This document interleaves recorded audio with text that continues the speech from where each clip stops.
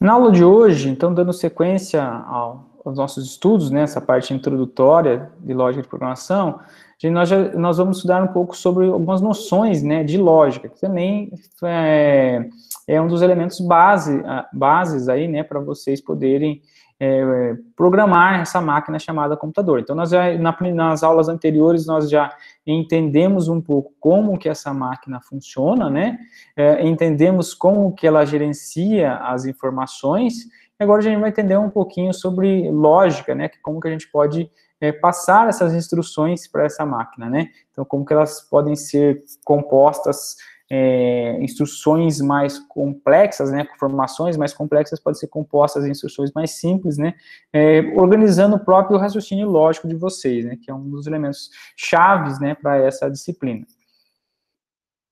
Então, primeiro, o que é lógica, né? Então, a lógica, eu coloquei aqui uma definição para vocês, é a ciência das leis ideais do pensamento e a arte de aplicá-las à pesquisa e à demonstração da verdade, certo? É uma palavra que deriva do grego, logos, né? E significa palavra, pensamento, ideia, argumento, relato, razão, lógica ou princípio lógico, ok? Qual é a relação, né, entre a lógica e a computação? Por que a gente deve entender um pouco de lógica e por qual a importância dela para a computação? Então, para entender isso, eu fiz aqui a analogia, né, de duas perguntas, né, relevantes. Então, o que é a computação? Ou, mais específico, né, o que é a teoria da computação? A teoria da computação, né, tá, diz respeito à computação em si, é uma tentativa de conceituação do que é computável. E o que é a lógica? A lógica nada mais é do que a tentativa de conceituação do razoável, certo? Daquilo do pensamento, do pensar. Então, a computação é uma tentativa de conceituar aquilo que é computável, né, em termos de cálculo, e a lógica, né, é uma tentativa de conceituar o pensamento, né, o razoável.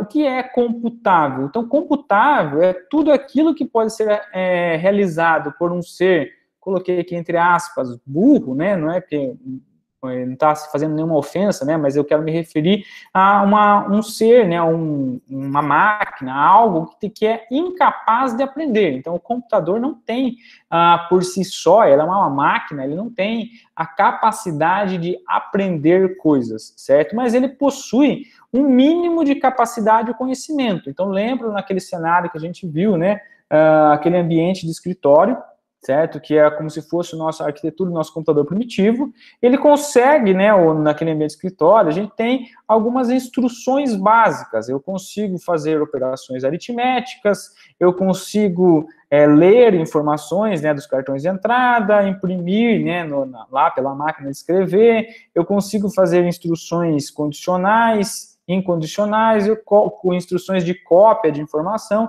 Então, eu tenho um mínimo de capacidade, o conhecimento que está embutido. Então, o computador, da mesma forma, ele tem, né, aquelas instruções básicas, que são o conhecimento mínimo que ele tem capacidade, o conhecimento. Mas ele não tem capacidade de, por si só, aprender. Ele depende, né, de alguém instruí-lo a como ele deve proceder, né, considerando essa capacidade, esse conhecimento mínimo, para que ele possa executar algo que seja maior. Então, lá naquele exemplo, né, para se calcular a média aritmética, a gente tinha que instruir aquele cenário do ambiente de escritório, o operador, com aquele conjunto de 12 instruções. Então, aquele conjunto, cada instrução diz respeito ao conhecimento que ele tinha, certo?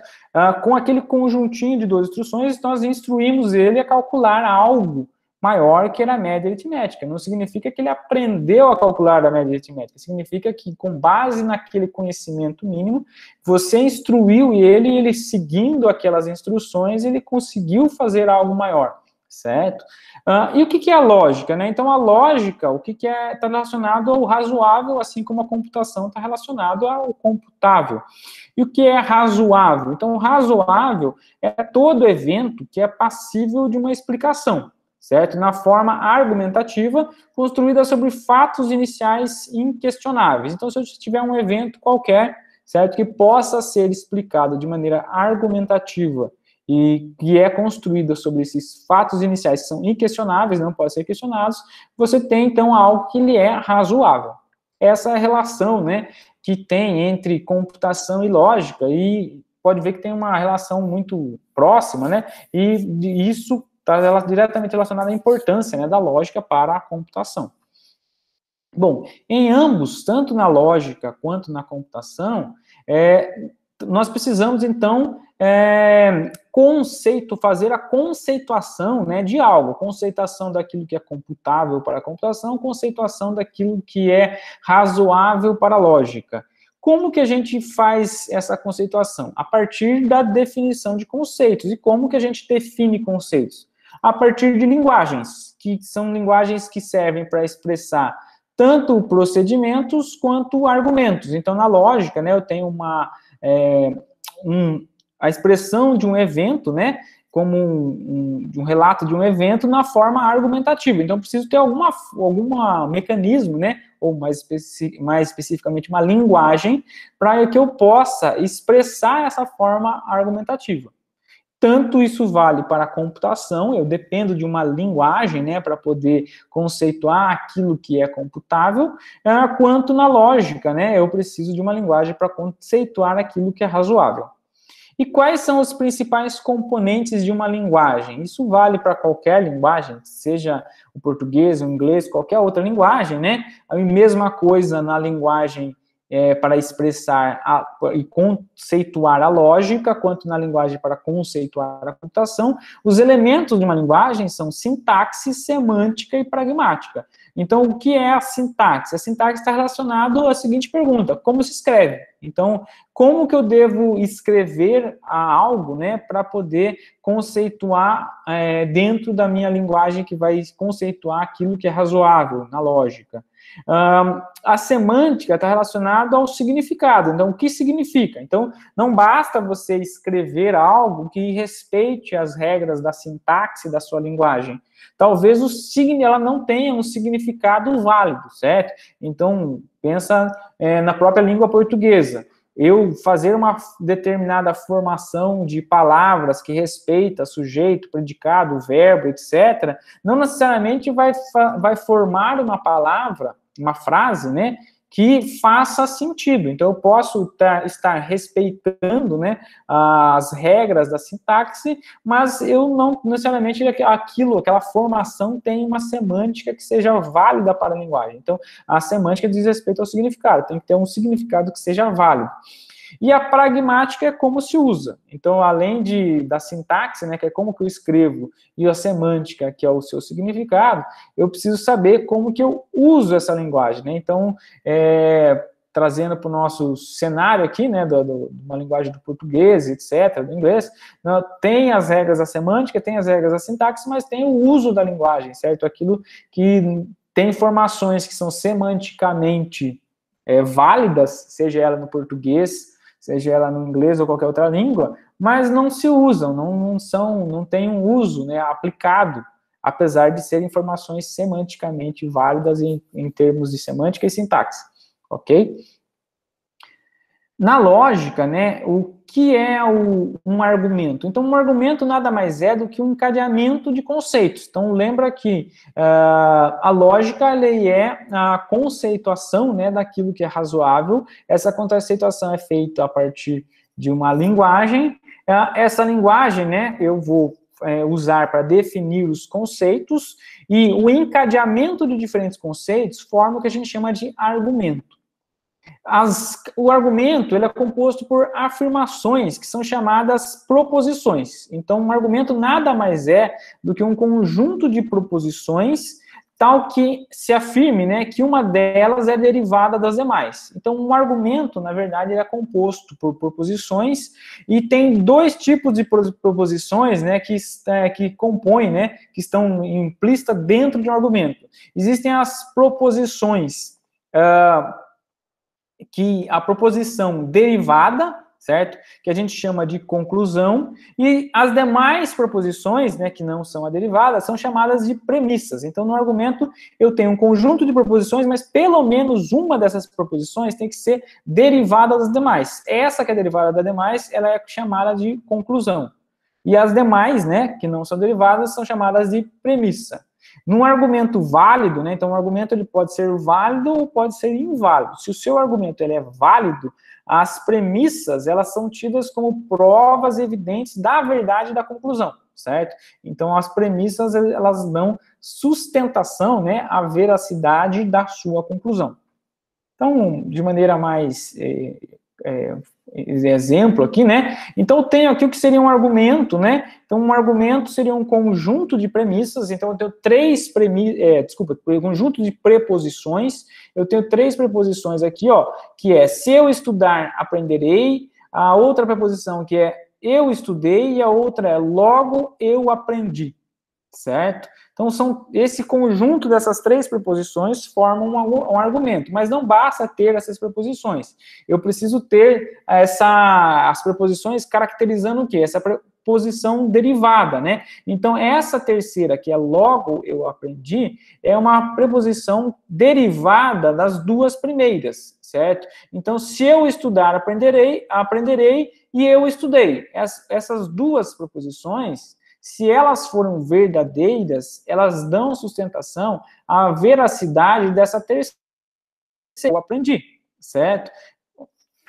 Então, nesse caso, essas duas primeiras, elas são o que a gente chama das premissas, e essa derivada, né, que é logo eu aprendi, ela é chamada de conclusão. A veracidade, né, da conclusão depende, né, da veracidade das suas premissas. As premissas fornecem provas das evidências da veracidade da conclusão num argumento válido. Então, nesse caso, esse argumento aqui, ele é um argumento válido, né? Se eu estudar, aprenderei.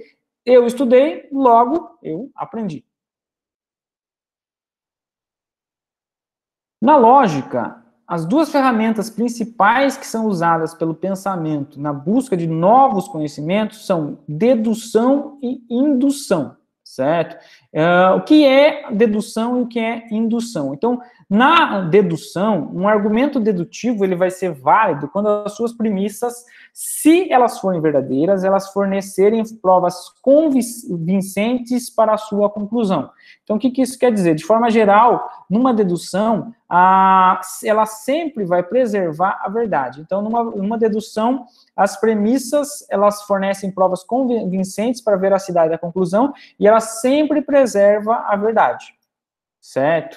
Então, se você forma uma dedução, se as suas premissas são verdadeiras, isso vai fornecer prova convincente da sua conclusão, que vai ser verdadeira, e o conjunto, né, o seu argumento vai ser um argumento, se ele for válido, ele vai ser um argumento que preserva a verdade. Já numa indução, um argumento indutivo, ele fornece provas cabais da veracidade da conclusão, ou seja, ele fornece apenas indicações da veracidade.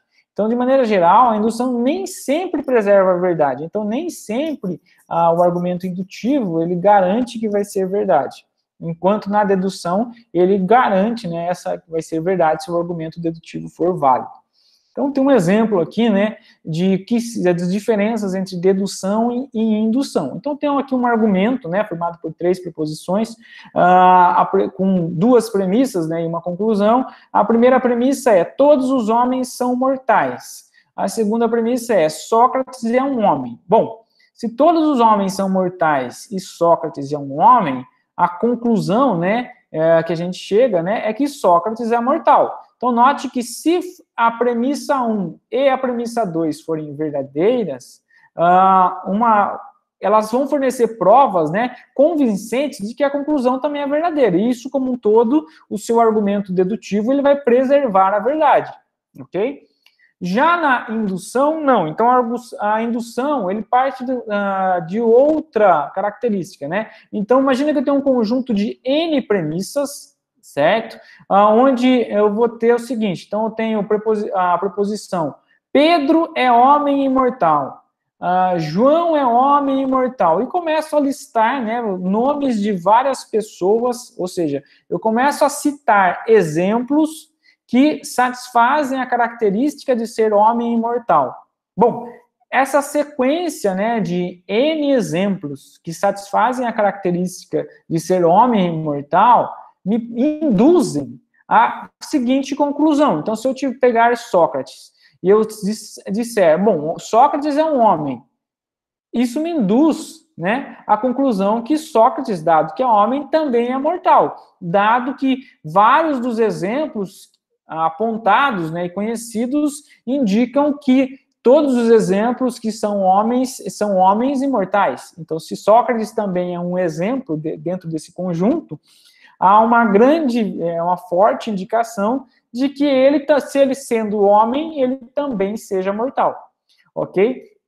Note que isso nem sempre vai ser válido, né? Então, eu estou partindo de premissas que são verdadeiras, certo? Elas fornecem provas cabais, né, da veracidade, mas eles nem sempre garantem a veracidade. Então, é possível, né, que haja um exemplo, não estou falando que é nesse caso, mas num processo indutivo, numa demonstração, né, numa argumentação indutiva, se você citar exemplos que satisfazem e fornecem evidências da veracidade, nada impede de que haja pelo menos um contra-exemplo. Nesse caso, esse contra-exemplo ele rompe a verdade.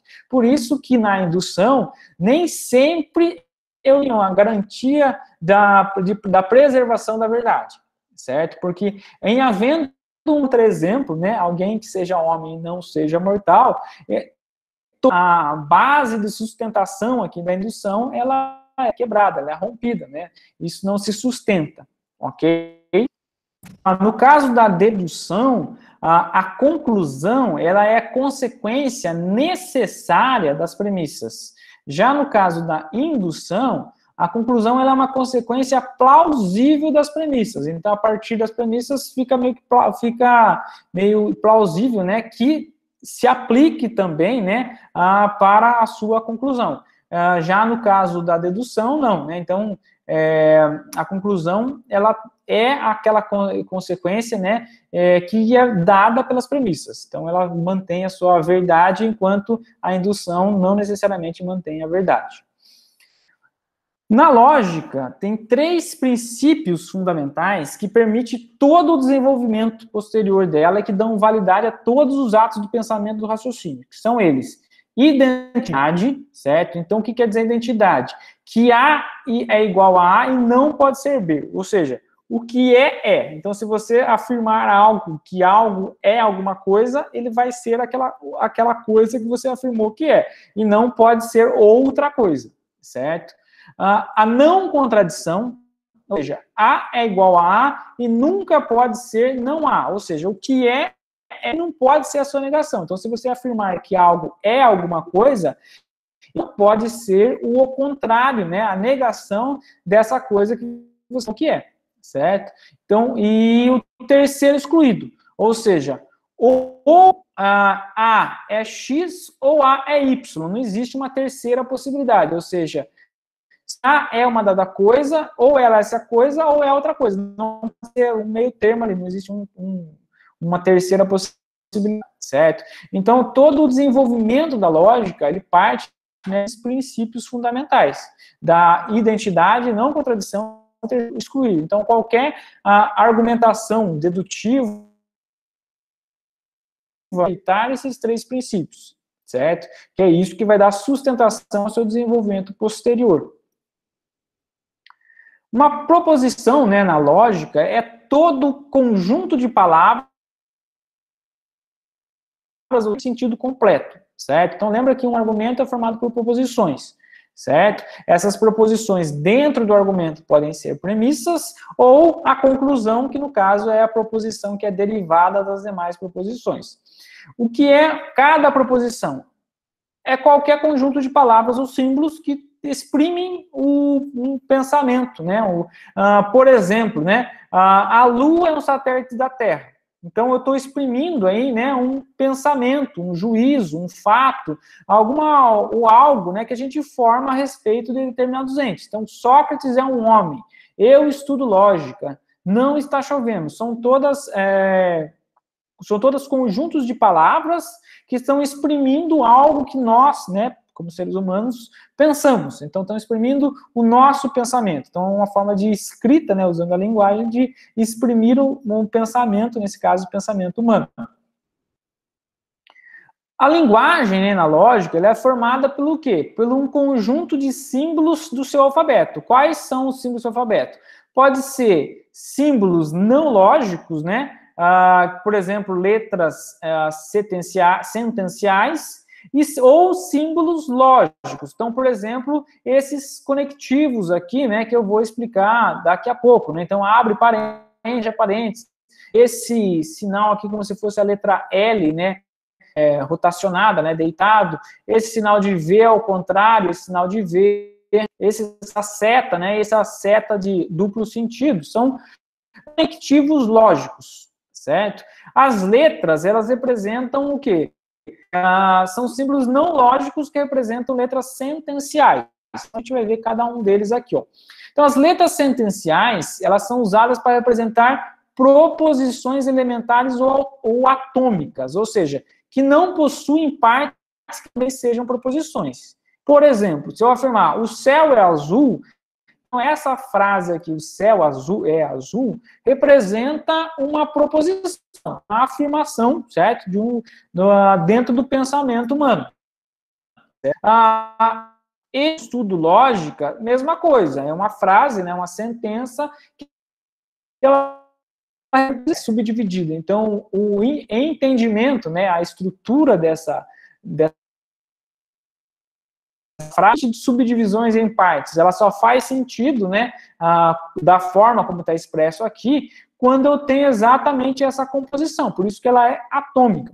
Bom, 2 mais 2 igual a 4, então pode ser, além de eu ter frases, né, da língua portuguesa, eu posso ter também expressões, né, então expressões matemáticas aqui, ó, então uma expressão matemática é algo que está dentro do pensamento humano. Se eu falar afirmar 2 mais 2 igual a 4, eu estou expressando algo dentro da linha do pensamento humano, ok? Então, essas letras sentenciais, elas servem, então, para representar proposições. Então, ao invés de eu escrever a proposição, né, que é essa afirmação, o céu é azul, eu estou atribuindo, né, essa proposição a uma letra. Então, sempre que eu tiver que operar dentro dos elementos da lógica, sempre que aparecer essa letrinha P, o que está querendo dizer, né, dentro desse significado, é que eu estou querendo dizer a seguinte proposição: o céu é azul. É simplesmente para simplificar, né, na hora de fazer a manipulação e as operações lógicas. Bom, importante, as partes dessas proposições, elas são componentes subsentenciais, por exemplo, expressões, palavras, símbolos ou letras, mas elas não formam uma sentença, né? Não formam uma outra proposição. Então, professor, aqui eu tenho, eu estudo lógica, está dividido em 3 partes, né? Essa frase, eu estudo lógica. Sim, são componentes subsentenciais. Eu tenho palavras, posso ter expressões, posso ter o que for. Mas o significado, né, expresso por eu estudo lógica, ele só tem esse significado da forma como a gente quer passar essa informação, pela composição desses componentes subsentenciais. Se eu dividir eles, o significado é diferente. Então, se eu pegar, por exemplo, a parte eu estudo, é diferente de eu falar eu estudo lógica, em termos de significado, né? O significado admite um significado diferente quando eu faço composições diferentes dos elementos subsentenciais. Eu mudo o significado da sentença, certo? Então, nesse sentido que eu posso ter a sentença, uma proposição, ela é formada por elementos subsentenciais, mas aquele significado que está sendo expresso, ele só é expresso se for composto da forma como está sendo expresso, ou seja, ele é atômico. Se eu dividir, eu mudo o significado, se eu fizer qualquer divisão. Já em relação aos conectivos lógicos, né, as proposições, elas são podem ser, né, são obtidas pela composição de outras proposições. Então, eu posso gerar proposições compostas a partir da combinação de proposições simples, usando os nossos conectivos. Existem 5 tipos de conectivos, né, e os seus operadores, que são esses listados nessa tabela aqui, ó. Então, o primeiro conectivo, né, a operação de negação, e ela é representada por esse símbolo, né, que parece um L, né, deitado. O conectivo E, que ele expressa a operação de conjunção, e ele é representado por como se fosse um símbolo de V invertido, né. O conectivo ou, que ele expressa a operação de disjunção, ele é representado por esse símbolo que parece uma letra V, certo? O conectivo C, então, que expressa, né, uma operação condicional, que ele é representado por um símbolo, né, que é essa seta, com uma única direção aqui, ó. E o conectivo C e somente C, que exprime a operação bicondicional e é representado por essa seta, né, apontando para ambas as direções, ok? Então, no operador negação, nós vamos ver, então, cada um dos operadores aqui, né? No operador de negação, o que nós temos? Toda proposição que é submetida à operação de negação vai resultar na sua contraditória. Então, se eu disser, né, a fórmula negação P ou não P, né? Então, a leitura disso aqui é não P, eu estou querendo exprimir a contradição do fato que é expresso por P. Então, lembra que P ela é uma letra sentencial que está associada a uma proposição.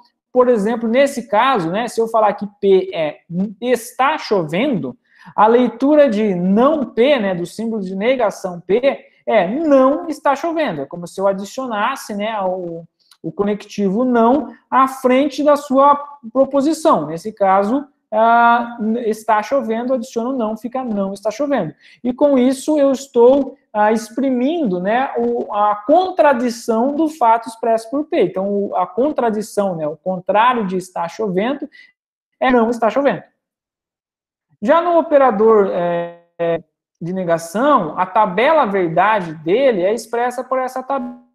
Ou seja, a expressão não P, né, ou negação de P, ela literalmente inverte o valor verdade da expressão. Então, se a sua sentença, né, sua proposição P, ela for verdadeira, o valor verdade, né, da negação dela vai ser falso. De maneira similar, né, se a sua proposição for falsa, o valor verdade da negação vai ser verdadeira. Então, se eu afirmar está chovendo, se for verdade, né, a afirmação está chovendo verdade, então a negação dela, né, a afirmação não está chovendo, é afirmação falsa. E de maneira similar, né, se a afirmação está chovendo for verdade da negação dela, né, que é não está chovendo, vai ser verdadeiro.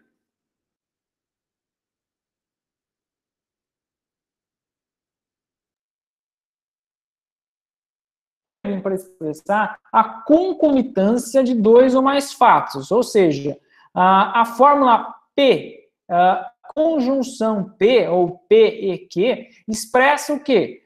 Expressa o fato expresso por P, ocorre ao mesmo tempo que o fato expresso por Q. Então, essa formação lógica aqui, ó, P, conjunção Q, está querendo exprimir que o fato que está sendo expresso pela sentença aqui, por proposição P, ele ocorre ao mesmo tempo que o fato que está sendo expresso por essa proposição Q. Então, por exemplo, se P, ele representa, né, a seguinte proposição, está chovendo, e Q representa a seguinte proposição, está ventando, então a leitura de P conjunção Q, ou P e Q, corresponde ao quê? Corresponde a está chovendo e está ventando, ou seja, exprime a concomitância de ambos os fatos. Ambos os fatos expressos, né, por essas proposições P e Q aqui, ó. Qual é a tabela verdade, né, para a conjunção? Então, a expressão P, a conjunção P, ela é chamada de conjunção de P e Q. E as preposições P e Q são os fatores, né, da expressão P conjunção Q. Bom, qual que é a tabela verdade? Então, coloquei aqui, né, os valores verdade possíveis para a proposição P e para a proposição Q. Então, eu tenho aqui 4 combinações possíveis, né? A proposição P ser verdadeira, a proposição Q ser verdadeira, a proposição P ser verdadeira e a Q ser falsa, a proposição P ser falsa e a Q verdadeira, a proposição P ser falsa e a proposição Q ser falsa. Então, lembra que a proposição conjunção, ela representa o quê? Que o fato que está sendo expresso por P ocorre concomitante a Q. Ou seja, se ambos forem verdadeiros, então ambos estão ocorrendo de maneira concomitante, e nesse caso vai ser verde, né? A composição P conjunção Q, certo? Se um dos dois não estiver ocorrendo, ou seja, se um dos dois fatos aqui, onde P é verdadeiro e Q é falso, ou vice-versa, não há a possibilidade de que esses eventos, né, esses fatos expressos por P e Q, então, nesse caso, o valor verdade dele vai ser falso. Mesma coisa se ambos forem falsos. Então, se ambos forem falsos, né, não é verdade que ambos estão ocorrendo de maneira concomitante. Então, nesse caso, o valor verdade vai ser falso. Então, de maneira mais simples, né, o valor verdade de uma conjunção P e Q só vai ser verdadeiro as suas proposições, né, que são os fatores da expressão P e Q, forem verdadeiros. Do contrário, vai ser falso. No caso de uma disjunção, né, uma fórmula disjuntiva, ele expressa o quê? Que pelo menos um de dois ou mais fatos ocorre. Então, na conjunção, eu tenho a concomitância de fatos ocorrendo ao mesmo tempo. Na disjunção, eu tenho o quê? Que pelo menos um ocorre. Então, de um conjunto de fatos, eu preciso que pelo menos um deles ocorra, mas não necessariamente ambos precisam ocorrer de maneira concomitante. Então, a fórmula P com disjunção Q, ele expressa o quê? Que dentre os fatos expressos por P e Q, que são dois fatos isolados, pelo menos um deles ocorre, certo? Então, se eu tiver, como no exemplo anterior, né, P está associado à proposição está nublado e Q associado à proposição está chovendo, a leitura de P disjunção Q seria está nublado ou está chovendo, correto? Então, qual seria a tabela verdade? A tabela verdade para disjunção, né, nesse caso, a expressão P disjunção Q, ele é uma disjunção inclusiva, né? Existe outra forma de disjunção que a gente não vai comentar aqui, que é a disjunção exclusiva, né? Então, nesse caso, uma disjunção inclusiva de P e Q. As proposições P e Q são as parcelas, né, da expressão, nesse caso, dessa expressão que é a expressão de disjunção. Coloquei a mesma coisa aqui, né, a proposição P e os valores lógicos possíveis e a proposição Q e seus valores lógicos possíveis. Bom, lembra que na disjunção, o que exige que pelo menos um dos fatos ocorra. Então, nesse caso, né, se pelo menos um dos fatos expressos por P ou Q for verdadeiro, então isso é suficiente para que a disjunção seja verdadeira. Então, na tabela, se vocês observarem, né, todos os valores vão ser verdadeiros quando pelo menos uma das parcelas da expressão aqui, P ou Q, for verdadeiro. Então, se ambos forem verdadeiros, a disjunção vai ser verdadeira. Se o P for verdadeiro e o Q for falso, o resultado vai ser verdadeira. Se o P for falso e o Q for verdadeiro, o resultado. Se ambos forem falsos, significa que nenhum dos fatos está ocorrendo. Como exige-nos um ocorra, então, se nenhum estiver correndo, então a disjunção vai ser falsa, certo? O valor lógico aqui, verdade, vai ser falso para a disjunção. Já no operador condicional, né, a fórmula CP, então Q, né, P condicional Q, ele expressa o quê? Que a ocorrência do fato expresso por P garante necessariamente a ocorrência do fato expresso por Q. Então, se ocorrer o P, é porque ele garante que o Q também pode ocorrer, certo?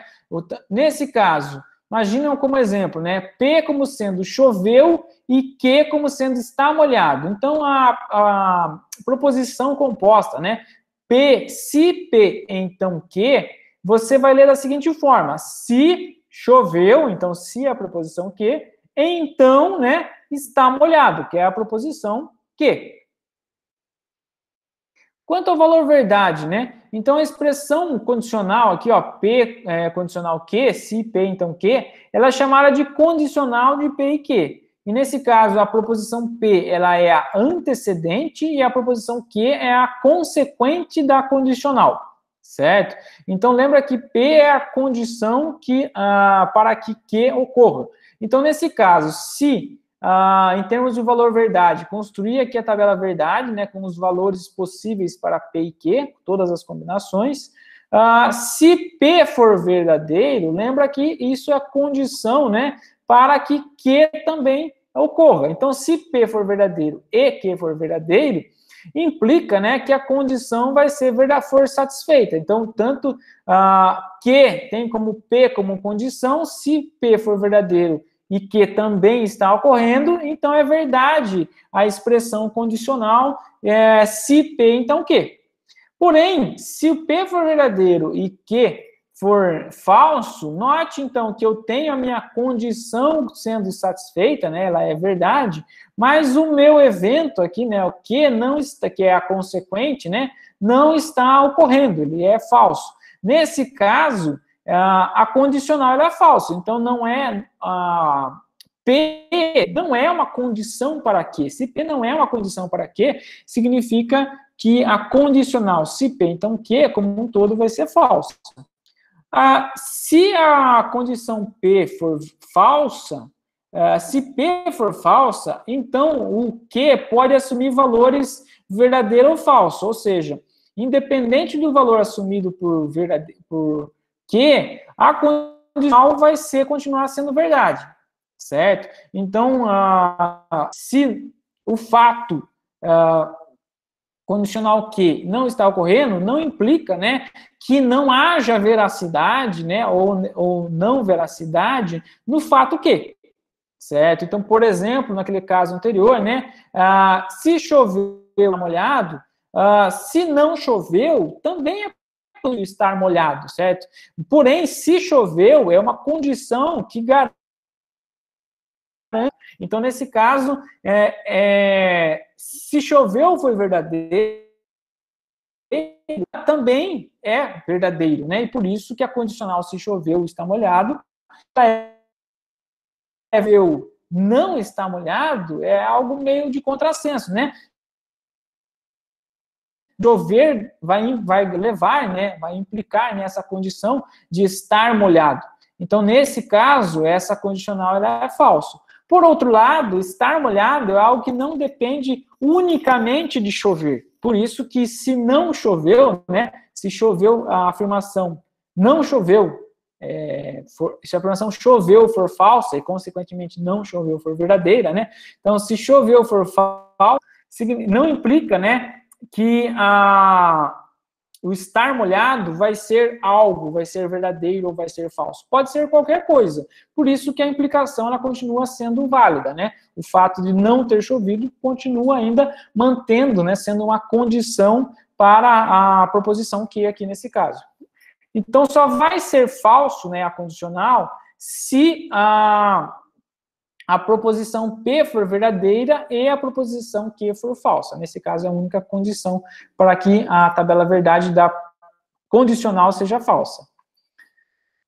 No caso do operador bicondicional, né, então a fórmula P, C e somente CQ, né, que é essa seta de ambos os sentidos, né, ele assevera o quê? Que os fatos expressos por P e Q, eles são interdependentes, ou seja, ou os dois ocorrem juntos, ou nenhum dos dois ocorre, certo?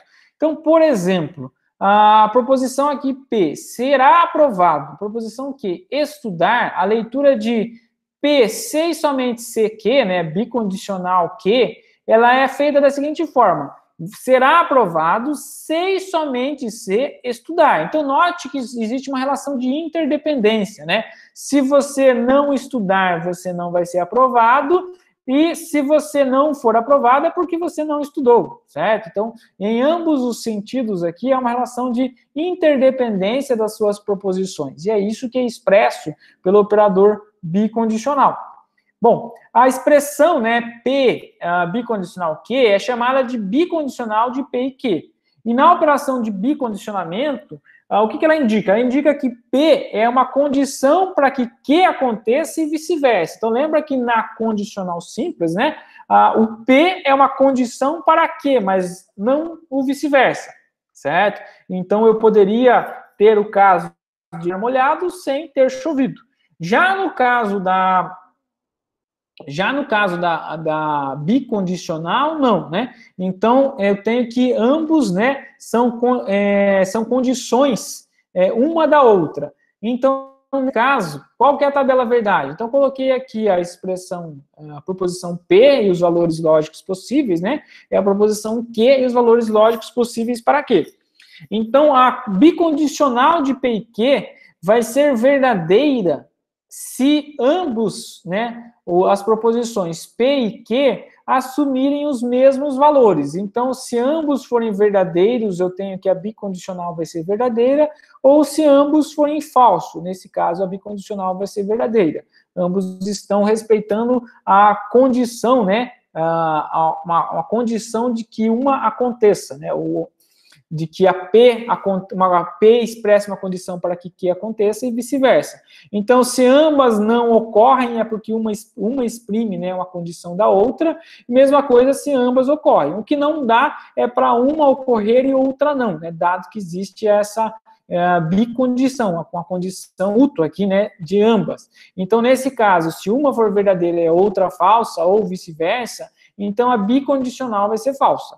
Certo? Então, a bicondicional só é verdadeira se ambas forem verdadeiras ou ambas forem falsas. De contrário, eu vou ter uma bicondicional falsa.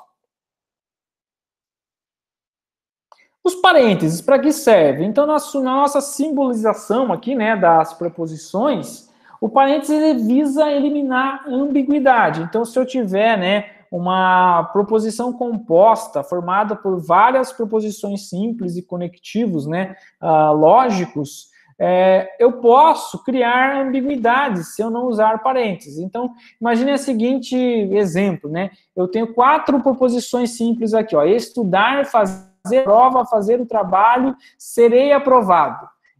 A seguinte proposição composta aqui, ó: P, conjunção P, disjunção R, condicional S. O que está expresso aqui, né? Que se eu estudar e fazer a prova ou fazer o trabalho, então serei aprovado.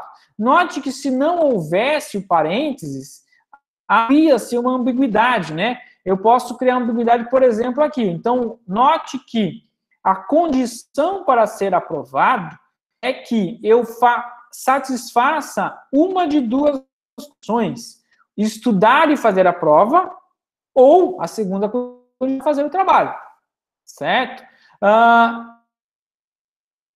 Antes aqui serviu para resolver essa ambiguidade. Se não tivesse colocado os parênteses, tem a seguinte informação possível, né? Que a condição para ser aprovado seria estudar e fazer o trabalho, ou seja, eu tenho que estudar, certo? E tenho que fazer avaliações. É uma informação válida? É, mas a interpretação é diferente daqui. Então, tem uma relação de ambiguidade se eu não colocar o posso admitir duas semânticas distintas. Então, o parênteses. Então, nesse caso aqui, ó, o estudar é algo que está... Você pode fazer a prova e não ter estudado. Se você fizer a prova e não ter estudado, não necessariamente garante, nesse caso, né, que você seja aprovado, da forma como está exposto aqui, né? Então, como que a gente constrói tabelas verdade de proposições compostas? Então, nós vimos, né, que as proposições compostas, elas são formadas por proposições simples, né, que são unidas, né, ali combinadas, né, a partir de operadores lógicos, de disjunção, conjunção, condicional, bicondicional e negação. Nós vimos as tabelas verdade, né, de cada uma dos operadores lógicos. Então, para cada um dos operadores, a gente viu as tabelas verdades. Então, se eu tiver uma proposição que seja composta, Então, se ela é uma proposição composta, né, o que eu vou ter? Eu vou ter um conjunto de proposições simples sendo combinados, né, pelos operadores lógicos. E isso é que está gerando em proposição composta. Então, a proposição composta, ela não é atômica, ela pode ser subdividida em proposições simples e operadores lógicos.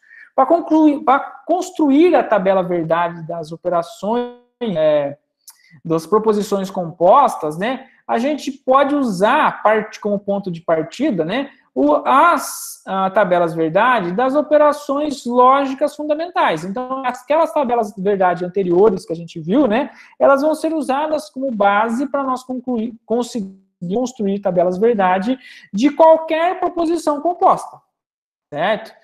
Nesse caso, o que a tabela verdade vai exibir? Ela vai exatamente os casos para os quais a proposição composta vai ser verdadeira ou falsa, admitindo o quê?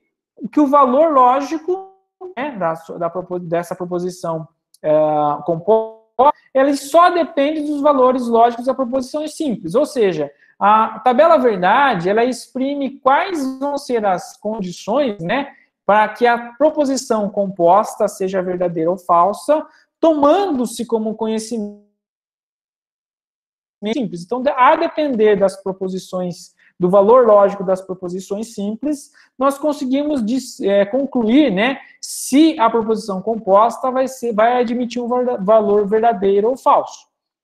Bom, como que nós podemos fazer isso? Então, para fazer isso, a gente tem que percorrer a expressão várias vezes, começando da esquerda e indo para a direita. Então, para vocês construir a tabela verdade de uma proposição composta, né, você tem uma expressão lógica, vocês vão pegar e percorrer essa expressão lógica mais do que uma vez, sempre começando da esquerda e seguindo para a direita. Cada vez que você percorrer, né, numa determinada essa expressão, vocês vão executar uma operação. Então, você tem várias operações ali, né, lógicas, vocês vão executar, mas em que ordem vocês vão executar? Na ordem que eles aparecerem, então, seguindo da esquerda para a direita, a que aparecer primeiro vai ser executada primeiro, certo? E seguindo uma certa ordem de precedência. Então, começando pelos operadores de negação, certo? Em seguida, pelas operações de conjunção e disjunção, e depois pelas operações de condicionamento, e por último, pelas operações de bicondicionamento. Então, para vocês construírem a tabela verdade, o que vocês têm que fazer? Percorre a expressão várias vezes, certo? Começando sempre da esquerda para a direita, e vai executando as operações à medida que eles forem aparecendo. Então, apareceu uma operação de negação, a gente vai lá e vai resolver aquela operação de negação. Apareceu uma operação de conjunção, vamos resolver aquela operação de conjunção. Lembrando que não somente na ordem que aparecer, mas também seguindo uma certa ordem de precedência aqui, ó, certo? Que é primeiro negação, depois conjunção e disjunção, depois condicionamento e, por último, bicondicionamento. Então, tem um exemplo aqui, ó. Eu tenho a seguinte expressão aqui, ó. Não, abre parênteses, né? E não que. Então, eu tenho aqui, ó, o não sendo aplicado, né? Então, o parênteses aqui para eliminar a ambiguidade, a negativa, né? A negação da proposição P e não que, ou seja, da disjunção de P com a negação de que, certo? Então, como que nós vamos construir a tabela verdade dessa proposição composta? Então, note que eu tenho proposições simples aqui, que é P e Q, que estão sendo combinadas, né, para formar uma proposição composta. Então, primeiro, o que a gente faz? A gente forma, né, o conjunto de colunas de todas as proposições simples, certo? Então, nós temos aqui duas proposições simples, nós vamos adicionar duas colunas na tabela, uma para cada proposição simples. E quantas linhas vão ter? O número de linhas é igual a 2 elevado a n, onde n é o número de colunas, ou seja, são todas as combinações possíveis para os valores lógicos que podem ser atribuídos a essas proposições. Então, se cada proposição admite 2 valores lógicos possíveis, verdadeiro ou falso, o número total de combinações entre eles, quando eu tenho mais do que uma proposição, é 2 elevado ao número de proposições que eu tenho, certo? Então, se eu tenho n colunas, o número de linhas 2 elevado a n linhas. Então, por exemplo, aqui eu tenho duas proposições, certo? Então, eu vou adicionar duas colunas, a coluna do P e a coluna do Q, e o número de linhas que eu vou ter vai 2 ao quadrado, né? Tenho duas colunas, vai ser 2 ao quadrado, linhas são, no caso, 4 linhas. Eu vou atribuir todas as combinações possíveis, né? Em valores de P pode ser verdadeiro e o Q verdadeiro, o P pode ser verdadeiro e o Q falso, o P pode ser verdadeiro e o Q falso, e o P pode ser falso e o Q também falso. Note que eu tenho todas as combinações possíveis aqui para os valores lógicos, né, de P e Q. Bom, agora eu vou fazer, eu vou percorrer então a minha expressão, né, da esquerda para a direita, nesse, né, as operações na ordem que eles aparecem, respeitando, né, uma ordem de precedência. Então, note que a primeira expressão que aparece aqui, ele é uma expressão de negação. Essa negação está sendo aplicada por uma disjunção. Então, só dá para resolver essa primeira negação se eu resolver primeiro aquilo que estiver dentro do parênteses. Então, continuando percorrendo, né, a próxima operação que aparece é uma disjunção, certo? Porém, para resolver essa disjunção, eu preciso resolver essa negação aqui, ó. Então, lembra que a negação precede a disjunção. Então, a primeira operação que tem que ser resolvida aqui é essa operação aqui de negação, o não que, certo?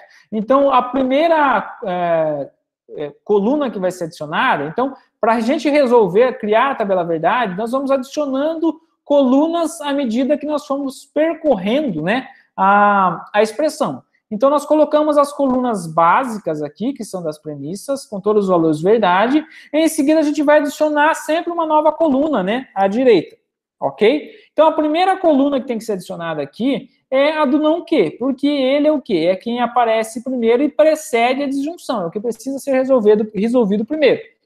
Bom, nós vimos, né, a tabela verdade da negação. Então, qual é o valor verdade da negação? É o oposto, né? Se eu tenho uma proposição qualquer, se a proposição é verdadeira, a negação dela vai ser falsa e vice-versa. Então, nesse caso, ó, se o valor de Q é verdadeiro, a negação dele vai ser falso. Se o valor dele for falso, o valor da negação vai ser verdadeiro. E com isso eu consigo preencher essa coluna da negação de Q, certo? Bom, já percorri uma vez, vou percorrer de novo. Note que eu preciso resolver agora, né, a disjunção. Não consigo resolver essa negação enquanto não resolver o parênteses. Dentro do parênteses, né, eu posso resolver agora essa disjunção. P e, né, não que.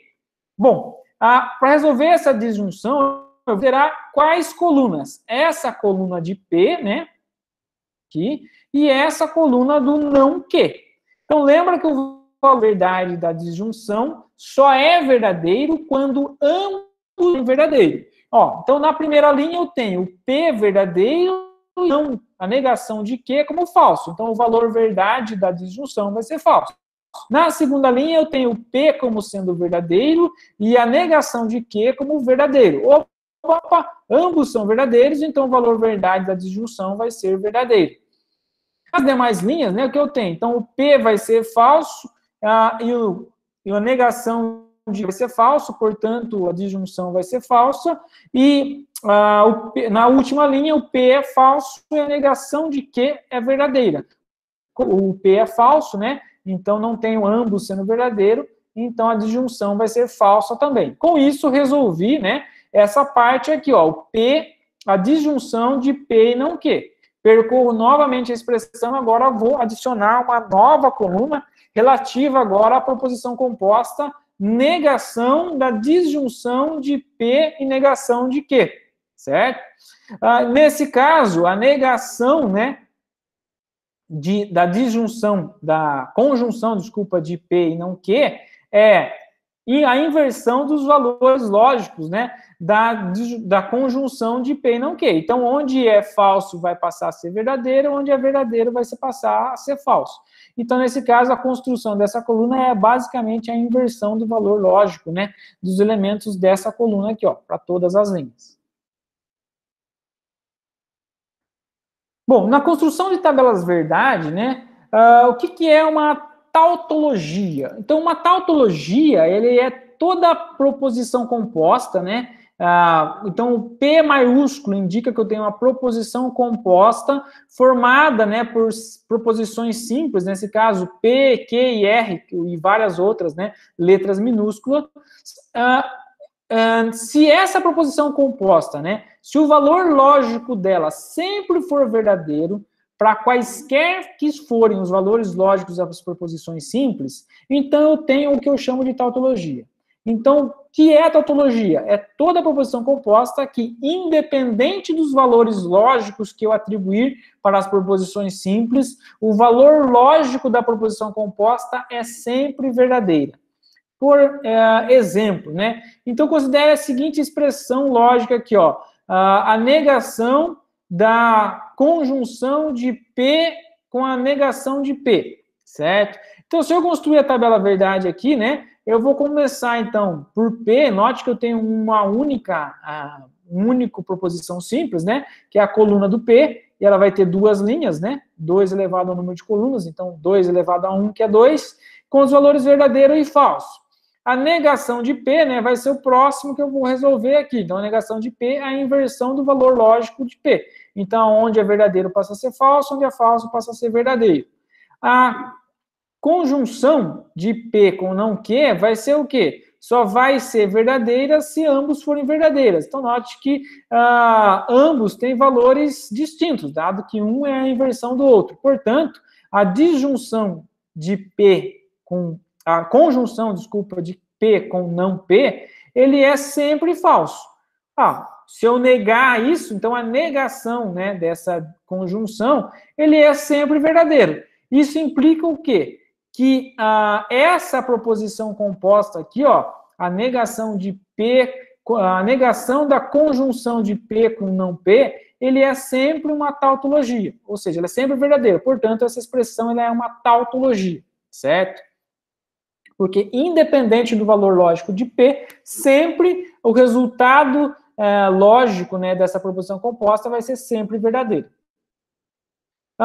Uma contradição, de maneira oposta, né, ele vai ser quando eu tenho uma proposição composta que o valor lógico dela é sempre falso, independente dos valores lógicos das proposições simples, certo? Então, de maneira oposta à tautologia, uma contradição é quando eu tenho uma proposição composta que, independente das proposições simples que eu tiver, né, dos valores lógicos para as proposições simples, o resultado lógico da proposição composta vai ser sempre falso. Então, por exemplo, né, a bicondicional aqui, ó, P, C e somente C, não P. Então, se eu resolver criar, né, a tabela verdade, eu tenho que a tabela verdade do P, os valores possíveis é verdadeiro e falso, né?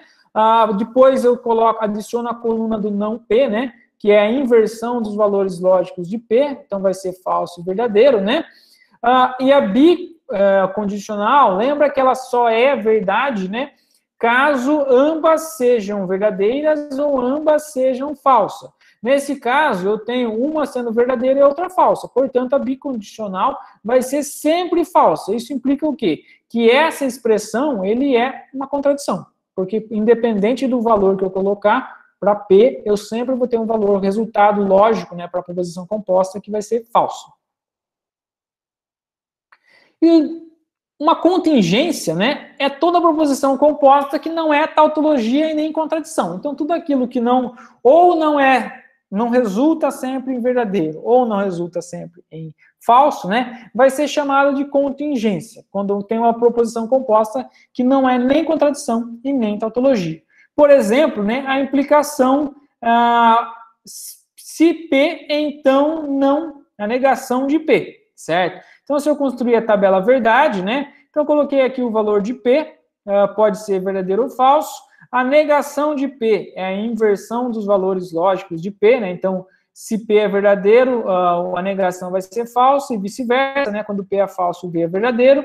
E a implicação, né? Não sei se vocês lembram, a implicação ela vai ser verdadeira quando ambos são verdadeiros, né? Ou quando P for falso. Então, quando P é falso, a implicação é verdadeira. Quando P é verdadeiro e e o valor, né, que está do lado direito da implicação for falso, nesse caso não P é falso, o resultado lógico vai ser falso. Então, nesse caso, a implicação, se P, então, a negação de P, ele é uma contingência, porque não é nem sempre verdade, né? Não admite sempre valores lógicos verdade, nem valores lógicos falsos. A implicação, né? Então, um outro conceito associado à lógica é a relação de implicação e de equivalência. Então, o que é uma implicação?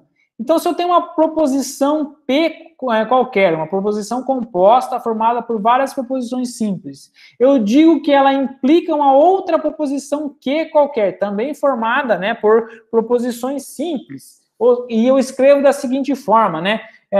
P implica Q, né, a proposição composta P implica a proposição composta Q. Nesse caso, esse símbolo é essa seta, né, parecido com uma da condicional, certo? Porém, é uma seta com um pouco diferente, né, uma seta que tem esse espaço, né, oco aqui no meio, certo?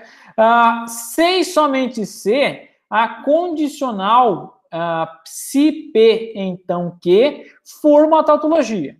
Então, se eu pegar essa expressão composta aqui, né, formada por duas proposições compostas, e demonstrar que essa relação de implicação, ela é uma tautologia, então é verdade, né, que a implicação de que a proposição P, ela implica na proposição Q, certo? Por exemplo, aqui, ó, eu tenho a seguinte implicação. Se P, então Q, conjunção P implica em Q, certo? Então, se eu demonstrar que a implicação, se essa expressão aqui, ó, a disjunção da implicação de se P, então Q, de conjunção com P, implica Q, se eu demonstrar que isso for uma tautologia, então essa implicação é verdadeira. Então, se nós pegarmos a tabela verdade, né, então a tabela verdade era construída o quê? Sobre os elementos das proposições simples. Então, eu tenho proposições simples P e Q. Adicionei as duas colunas, né, referente a P e Q, e com as combinações e os valores lógicos possíveis aqui, ó, certo? E vou adicionar as demais colunas da mesma forma que a gente viu ali atrás, né? Vamos percorrer a expressão da esquerda para a direita. Sempre que aparecer um operador lógico, eu vou adicionar uma nova coluna e resolver aquele operador lógico, respeitando a ordem que aparece e a ordem de precedência. Então, nesse caso aqui, ó, eu tenho aqui o parênteses indicando que eu tenho que resolver primeiro essa condicional aqui, ó.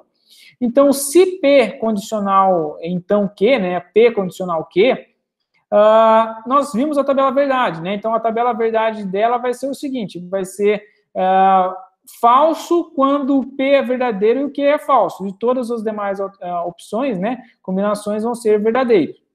Bom, com isso, posso calcular agora, né, a conjunção, né, dessa implicação com P. Então, a conjunção da implicação, da condicional, né, desculpa, da condicional de P e Q, conjunção com P, vai ser verdadeiro se ambos forem verdadeiros. Então, ó, ambos são verdadeiros aqui na primeira linha, então, nesse caso, vai ser verdadeiro. Para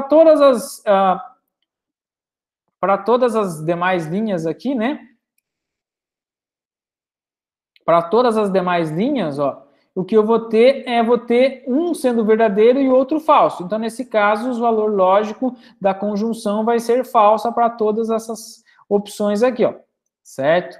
Bom, então eu demonstrei aqui, né, pela verdade, para esse primeiro predicado composto aqui. Se esse predicado composto é condicional, esse segundo predicado composto resulta uma tautologia, então essa implicação ela é válida.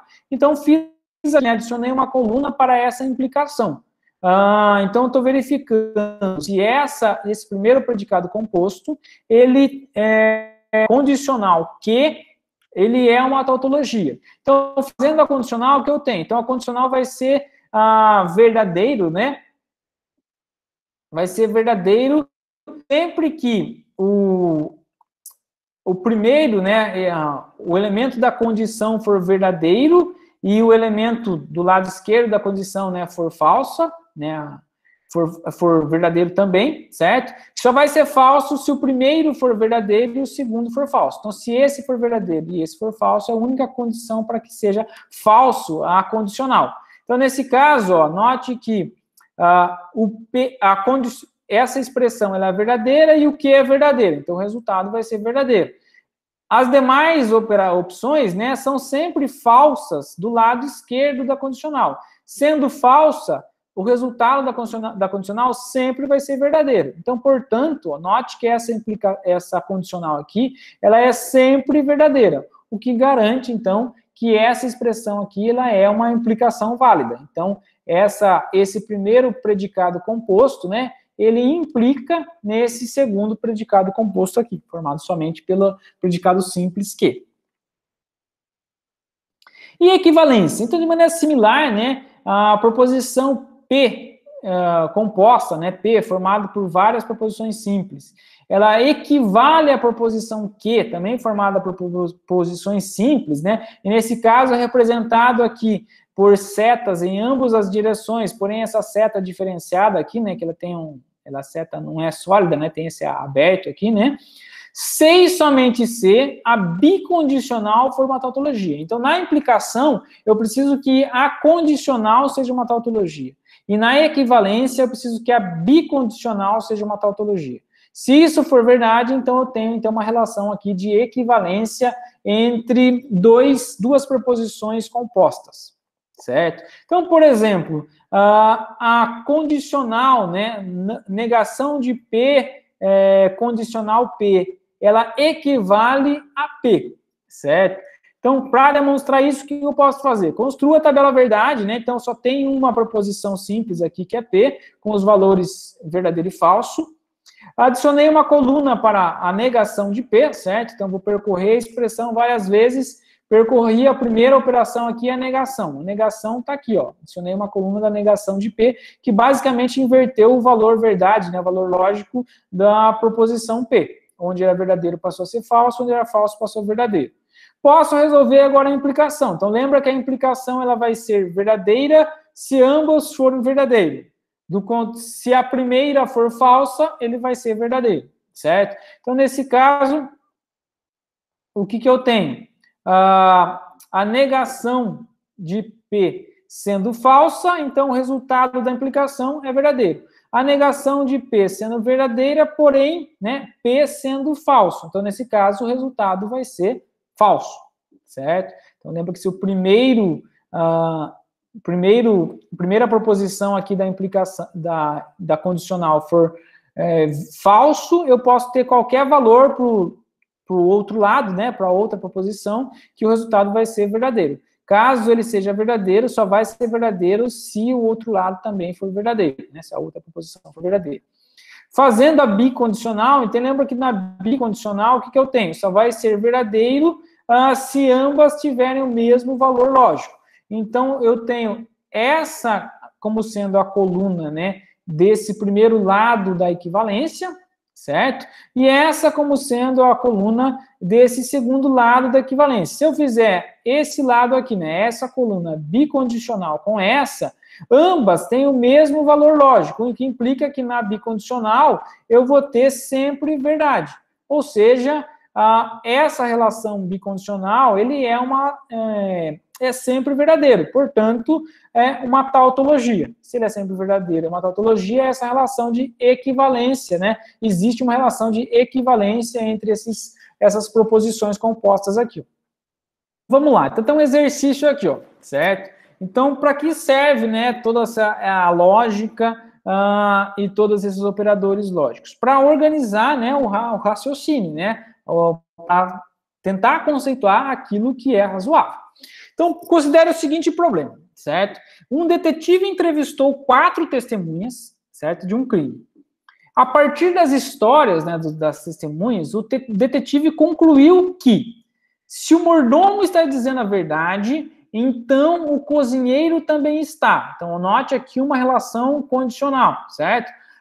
O cozinheiro e o jardineiro, ambos não podem estar dizendo a verdade. Então, uma outra relação aqui de conjunção, certo?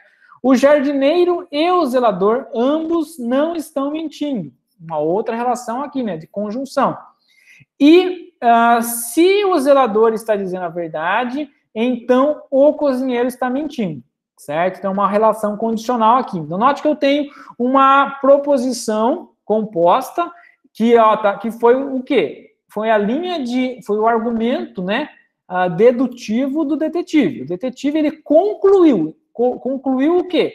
Ele chegou nessa conclusão aqui, ó, que está escrita aqui, que é uma proposição composta, formada por várias proposições, né, outras mais simples, certo?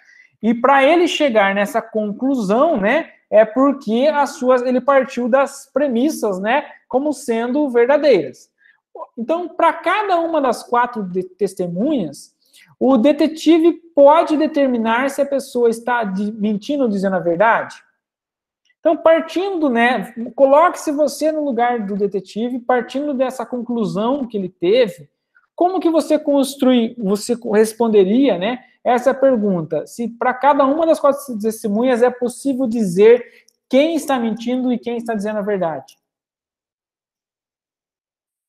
Então, o primeiro passo, gente, que vocês podem fazer é identificar, né, quem são aqui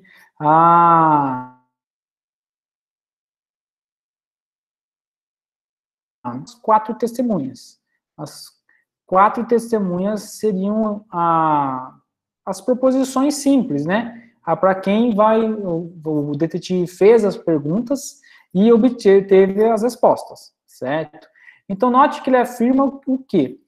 Afirma que o detetive, ele concluiu, certo? Algumas proposições. Então, essas conclusões que ele chegou, né, são verdadeiras, certo? Aliás, essa conclusão como um todo só vai ser verdadeira se essas conclusões, né, se essas premissas forem verdadeiras, certo? Então, quais são as premissas aqui que ele chegou? Então, a primeira está aqui, ó. Se o mordomo está dizendo a verdade, então o cozinheiro também está, certo? Então, note que a veracidade do mordomo é uma condição, né, para a veracidade do cozinheiro. Então, existe uma relação de condicional aqui, ó, certo? A segundo, né, que ele tem aqui, ó, é o seguinte, o cozinheiro e o jardineiro, ambos, note que aqui tem a palavra ambos, certo? Não podem estar dizendo a verdade. Então, essa é a segunda afirmação que ele faz aqui, ó. Certo? Então, essa daqui é a primeira, né? Essa daqui é a segunda.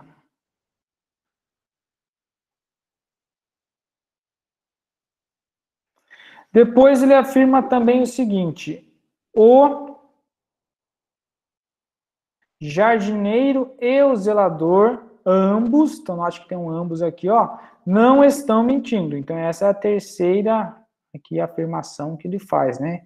Que também é verdadeira, de acordo com a conclusão que ele chegou. E a última, né? A quarta e última é a seguinte: se o zelador está dizendo a verdade, então o cozinheiro está mentindo, certo? Então, eu tenho 4 proposições compostas aqui, né, que fazem parte de uma proposição composta maior, certo? Que é essa formada por essas 4, que, como ele é uma conclusão, ele tem que ser, como um todo, né, o conjunto das 4 como um todo, tem que ser verdadeiro, certo? Então, a primeira coisa que a gente pode começar é identificando, né, os atores aqui. Então, quem são os atores? Então, eu tenho o mordomo, certo? Eu tenho o cozinheiro. Novamente aqui, ó, cozinheiro. O jardineiro. o jardineiro, o zelador,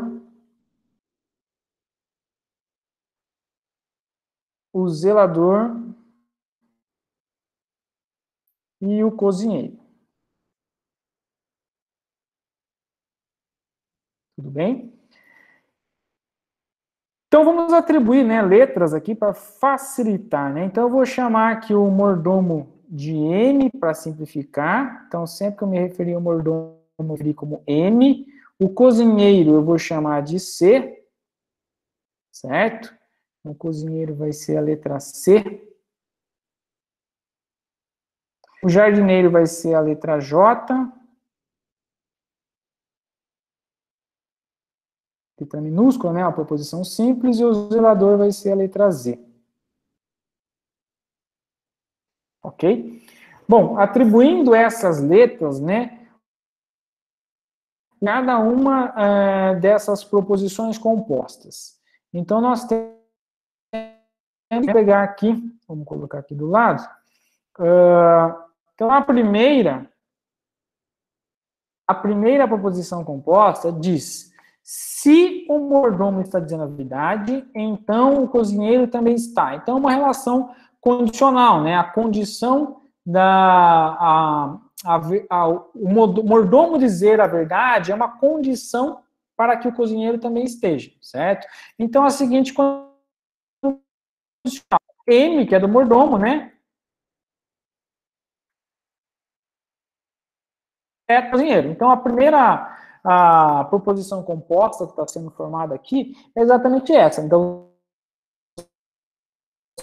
o cozinheiro também está. Então, se M, então C, certo? A segunda proposição que o cozinheiro, né, que é C, o jardineiro J, ambos não podem estar dizendo a verdade. O que quer dizer isso? Que ou o cozinheiro está dizendo a verdade, ou o jardineiro está dizendo a verdade, mas não ambos em conjunto. Então, eu não posso colocar algo do tipo, né? Se conjunção, né? Aqui. Não sei se eu vou ter o símbolo invertido, não. Mas C conjunção, vamos usar assim. C disjunção J, né? Por quê? Porque o C disjunção J, ele indica que pelo menos um tem que ser verdadeiro, certo? Aqui ele não permite que ambos sejam verdadeiros. Então, ó, o cozinheiro e o jardineiro, ambos não podem estar dizendo a verdade. Ou seja, ou um está dizendo a verdade, ou outro está dizendo a verdade. Certo? Então, como é que eu expresso isso de uma maneira usando o conectivo lógico? Da seguinte forma. Então, o jardineiro, o cozinheiro, certo? E a negação, não sei se eu vou colocar a negação aqui.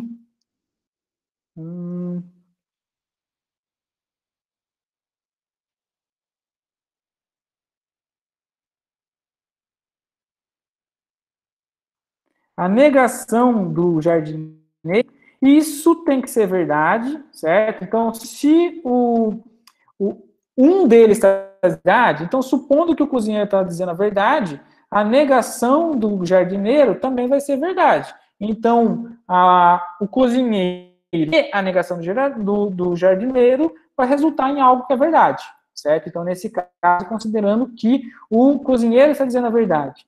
Caso ele não esteja, então seria o oposto. Então, a negação do cozinheiro e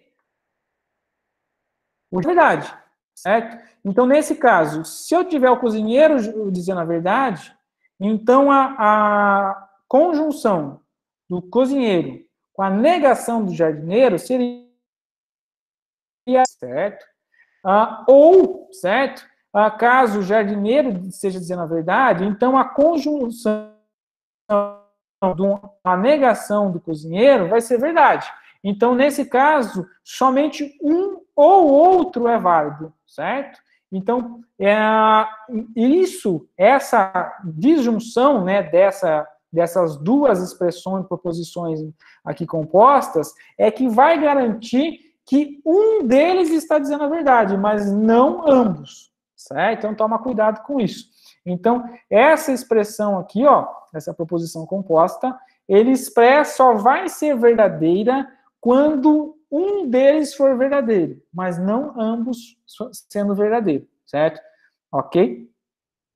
Se ambos forem verdadeiros, isso aqui pode resultar em falso, né?